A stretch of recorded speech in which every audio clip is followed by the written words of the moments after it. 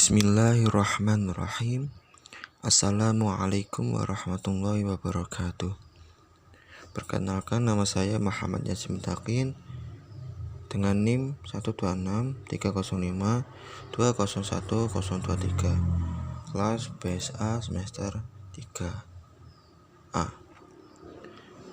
Di sini saya akan menjelaskan sedikit tentang bina, pengertian bina, macam-macamnya, dan beserta contohnya untuk memenuhi tugas UTS mata kuliah Shorof.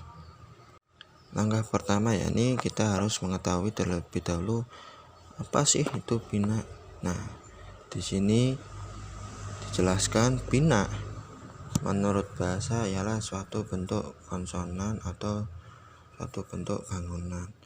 Nah, sedangkan bina menurut istilah dalam kajian nahwu shorof ialah suatu bentuk kalimat yang ditinjau dari segi huruf dan tata letaknya.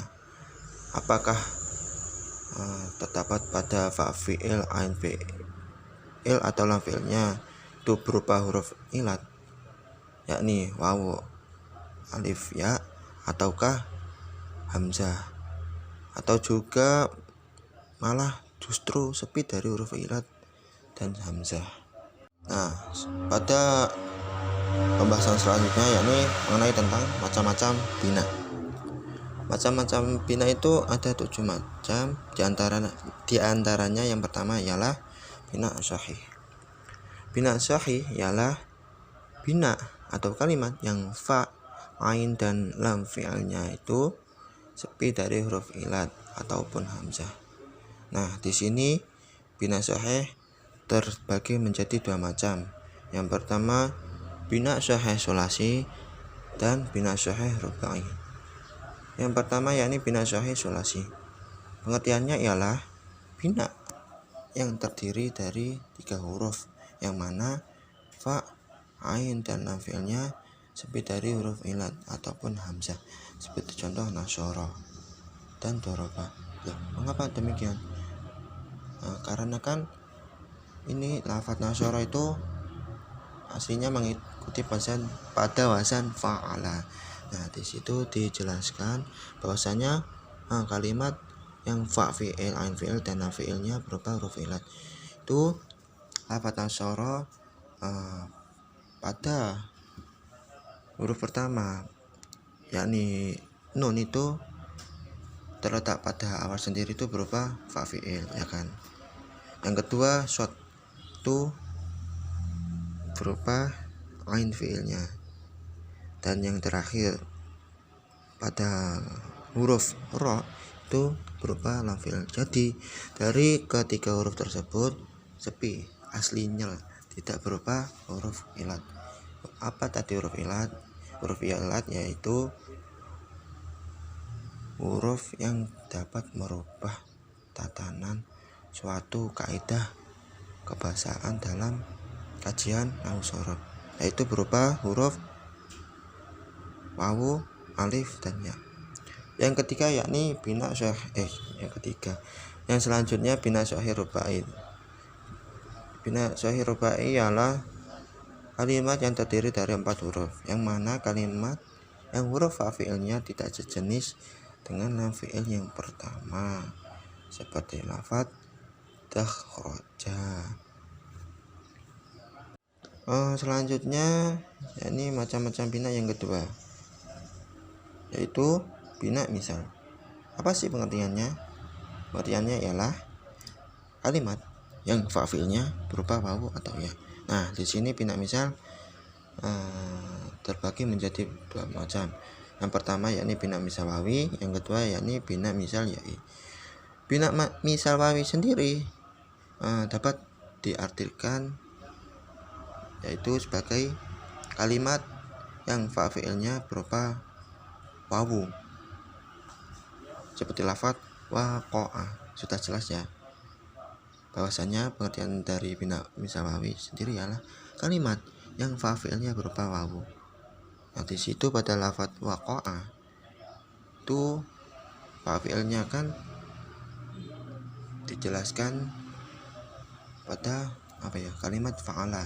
Nah, di situ pada kalimat yang pertama fa, yaitu disebut fa'il. Nah, di sini pada lafaz waqa'a yang berupa wawu yakni fa'ilnya. Yang kedua, bina misal ya'i. Bina misal ya'i ialah suatu kalimat yang mana fa'ilnya berupa ya. Seperti contoh ya saro. Nah, sudah jelas ya kan.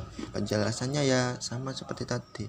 Cuma yang dari bina misal ya'i sendiri itu yang kalimat fa'ilnya itu berupa ya. Selanjutnya yakni yang ketiga bina mudha'af. Bina mudha'af di sini terdiri dari dua macam. Yang pertama bina mudha'af sulasi. Bina mudha'af sulasi ialah kalimat yang ain dan lam fi'ilnya itu tunggal jenis.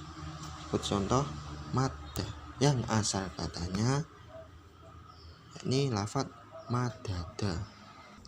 Yang kedua yakni bina mudha'af rubai. Bina mudha'af rubai sini pengertiannya ialah kalimat yang fa fi'il dan la fi'il yang pertama itu berupa huruf yang sejenis. Begitu juga dengan ain fi'il dan lam fi'il yang kedua juga berupa huruf yang sama seperti lafaz po'a. Selanjutnya macam-macam bina yang keempat ialah bina lafif.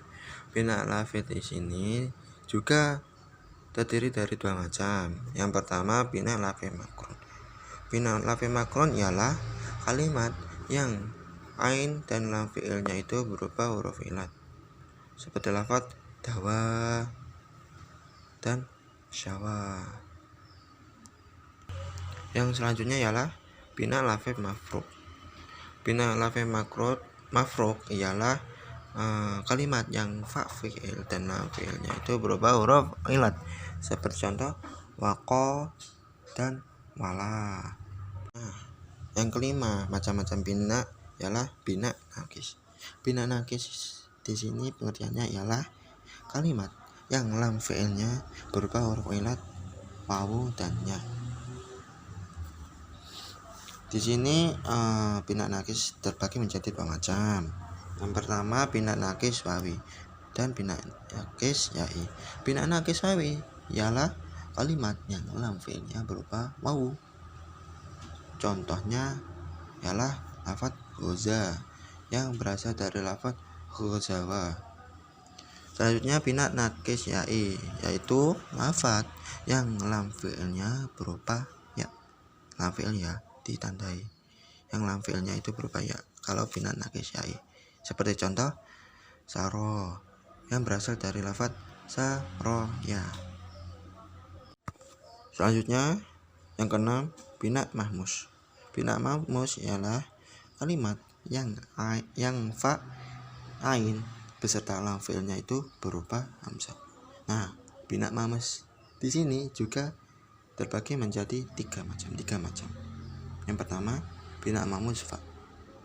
Bina mahmus fa ialah kalimat yang fa fi'ilnya itu berupa hamzah ditandainya.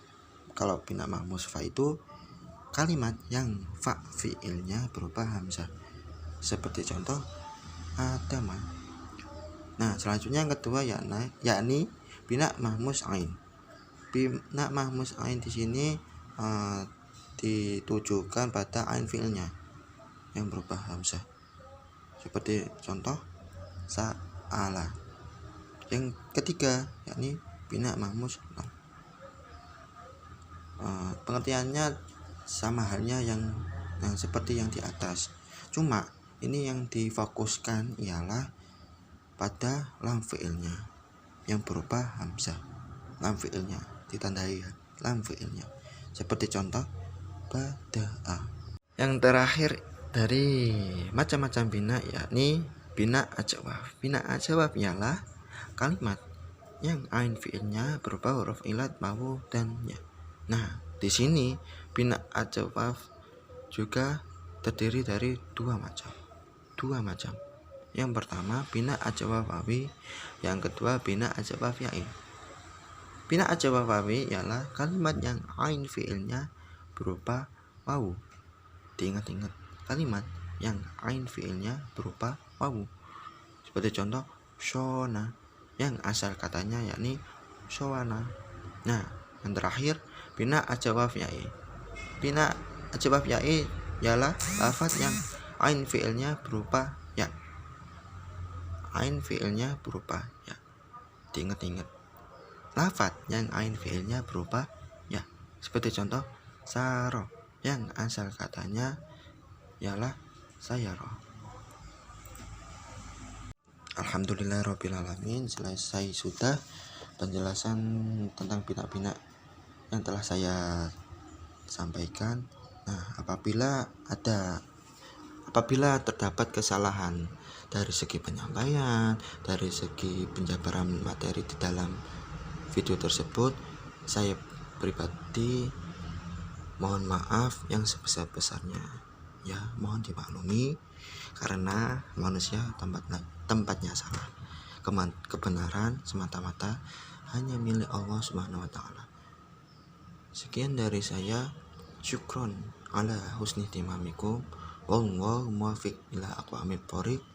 Assalamualaikum warahmatullahi wabarakatuh.